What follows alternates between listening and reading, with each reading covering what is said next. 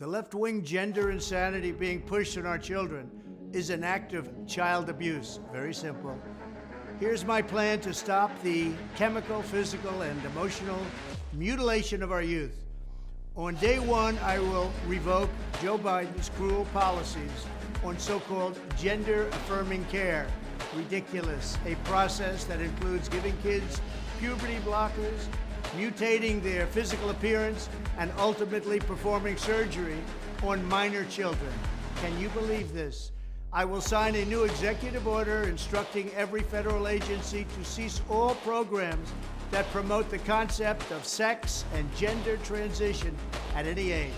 I will then ask Congress to permanently stop federal taxpayer dollars from being used to promote or pay for these procedures and pass a law prohibiting child sexual mutilation in all 50 states. It'll go very quickly. I will declare that any hospital or healthcare provider that participates in the chemical or physical mutilation of minor youth will no longer meet federal health and safety standards for Medicaid and Medicare and will be terminated from the program immediately. Furthermore, I will support the creation of a private right of action for victims to sue doctors who have unforgivably performed these procedures on minor children. The Department of Justice will investigate Big Pharma and the big hospital networks to determine whether they have deliberately covered up horrific long-term side effects of sex transitions in order to get rich at the expense of vulnerable patients, in this case, very vulnerable. We will also investigate whether Big Pharma or others have illegally marketed hormones and puberty blockers, which are in no way licensed or approved for this use.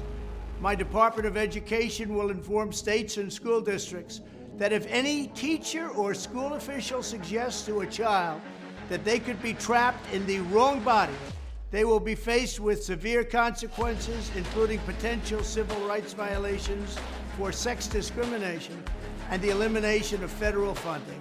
As part of our new credentialing body for teachers, we will promote positive education about the nuclear family, the roles of mothers and fathers, and celebrating rather than erasing the things that make men and women different and unique.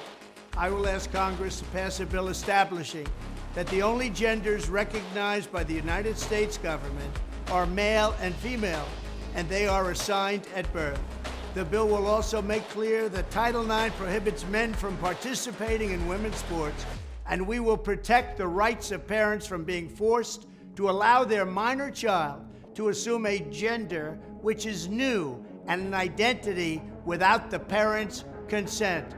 The identity will not be new, and it will not be without parental consent.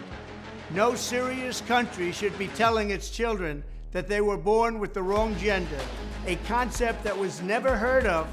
In all of human history, nobody's ever heard of this, what's happening today. It was all when the radical left invented it just a few years ago. Under my leadership, this madness will end. Thank you very much.